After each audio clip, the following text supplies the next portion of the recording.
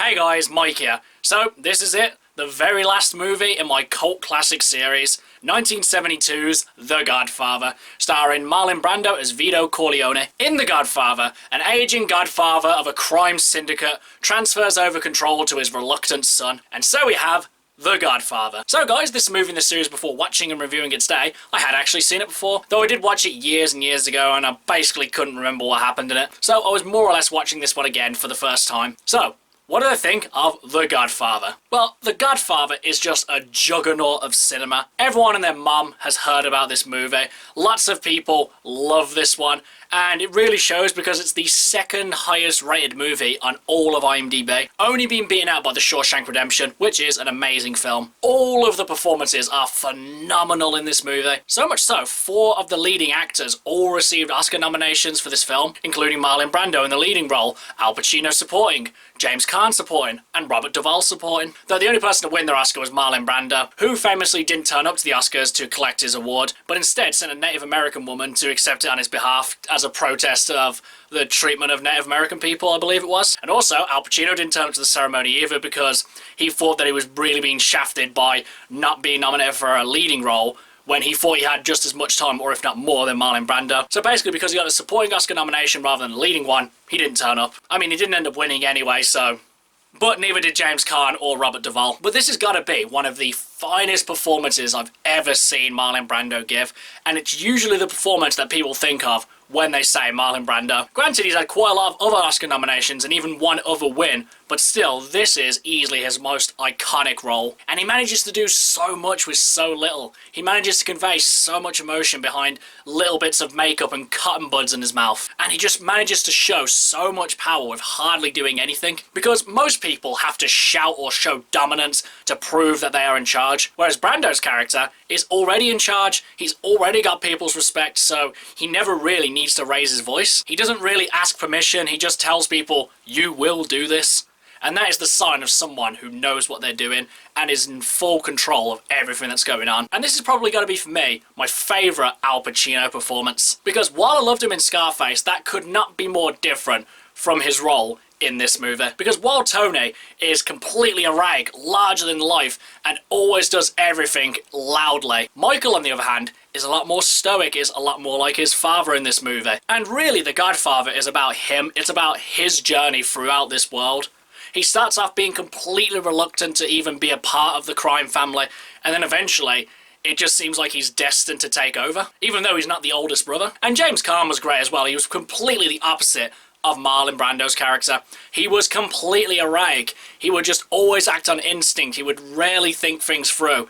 And it just proved why he wasn't suited for the job. And honestly, someone who I don't think actually gets enough love is Robert Duvall. Granted, he did get an Oscar nomination for this performance, but when people talk about this film, they rarely talk about what Robert Duvall brought to this movie. Because out of the 4 brothers, well, you know, he's not really a brother because he's adopted, but still he's basically their brother. I think he had the most interesting dynamic with Brando's character, because the love and respect that Vito would have for his natural children is to be expected, but this guy really had to earn the affection of Don Corleone. He was always calm and collected, always thinking 3 steps ahead and always wanted to do what was best for the family, even sometimes at the expense of his own happiness. And even though I don't think he was necessarily the best actor in the movie, I would probably say he gave my favourite performance in the whole film, but really it is hard to top Brando and Pacino in this film. But as well, the theme in The Godfather. It's so ridiculously iconic. I mean, I'd play it if the YouTube algorithm would let me. But as well, something I never noticed my first time watching this one, the theme actually does quite a lot of the heavy lifting in the story, and it's so very subtle as well.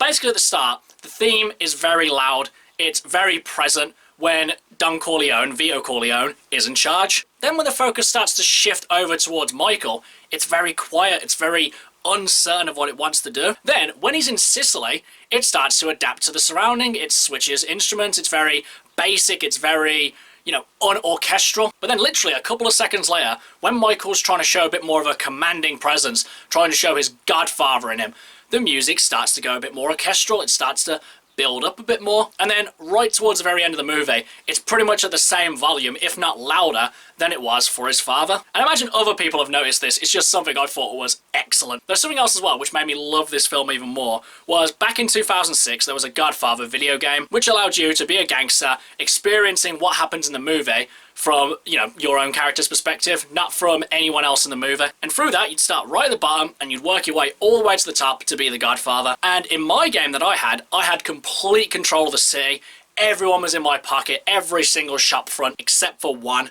There was this one shop front in the southeast which was burnt down. I can't remember if I did it or someone else did it, but it was owned by one of the other families, even though this family didn't even exist anymore. But because no one could actually go inside to claim it, they still technically owned it. So I had 99.9% of the city controlled, except for this one place. It was really annoying, but nevertheless, I just absolutely love that game. And I did actually play the game before I watched the movie.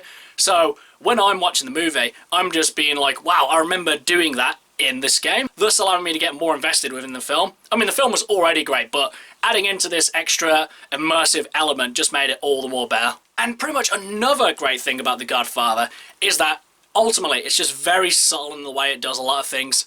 Now, normally these gangster movies, they're very loud, they're very present, they're very commanding, they always let you know what they're doing, and it's very obvious. Whereas in The Godfather, it's very subtle. When they're having these meetings, hardly anyone raises their voices. There's even scenes where they're speaking Italian without the subtitles, and you just fully get what's going on. Because of the groundwork that's been laid to establish these characters' motivations and what they're going to do next, you just feel like you understand the language. Though granted, I did have to check whether the subtitles weren't on, but apparently in this scene, they weren't on, so you just kind of had to make it up for yourself. That's not to say The Godfather isn't loud and over the top sometimes, because for the longest time it builds up this atmosphere of quiet and unease and the feeling of not knowing what's going to happen next. And then when something big does happen, it just really hits you hard, and it puts you right in the middle of the situation. And the pacing in The Godfather is just excellent as well, because I really kind of had to schedule to watch this one. You know, granted I'm not really doing all that much, but I had to say to myself, I have to watch this at a reasonable time so I can actually stay awake for it. But for a nearly 3-hour-long movie, it just rushes by. And realistically, there's not all that much happening on the screen that would normally push along these really long films. But yet, because everything is so interesting, the character development is amazing, it just makes the time absolutely fly by. And it just further adds to the excellence of The Godfather. So guys, would I consider The Godfather a personal cult classic, and would I recommend that you guys should see it? Now, The Godfather for me is hard to call a cult classic because pretty much everyone loves this movie, and if people don't love this movie, they at least like it or can acknowledge that this is a great film. There are obviously probably a handful of people who don't like this film because realistically, not everyone likes the same things. But with this movie being the second highest rated film on IMDb, it's nigh impossible to call it a cult classic, because usually cult classic implies a strong, devout selection of people who really hold this movie up to its highest standard, or even higher than it actually deserves. But for sheer quality alone, this is easily a classic film. Whether it's a cult classic or not, you can't deny the juggernaut that is The Godfather. And while I don't think it's that amazing that it would be the second highest rated film on IMDb, I'm just glad that a really good film has taken that spot, rather than something that is completely overrated and does not deserve that top spot. While I probably would consider this movie an absolute classic, I wouldn't go so far as to call it a cult classic, pretty much for a multitude of reasons, the main one being, it's just, like I've said, hard to call it a cult classic, but a great movie nonetheless. But as for whether or not you guys should see it, I would highly recommend that you should check out this film. Everyone needs to see The Godfather. It is an absolute brilliant, near masterpiece of filmmaking. The performances, the story, the score, everything in The Godfather is just excellent. And if you haven't already seen The Godfather, then you need to check this one out. Okay guys, that's my cult classic review of The Godfather, and the very last movie in this cult classic series. Stay tuned to the channel because very soon I'll be bringing my top 10 worst movies of this cult classic series, and then my top 10 best movies of this cult classic series. So if you're interested in checking those out, then please stick around to the channel in the next couple of days because those videos will be going up. But as for now, The Godfather. Do you love it? Do you hate it? Whatever you think, drop it in the comments below. Until next time, I've been Michael. See ya!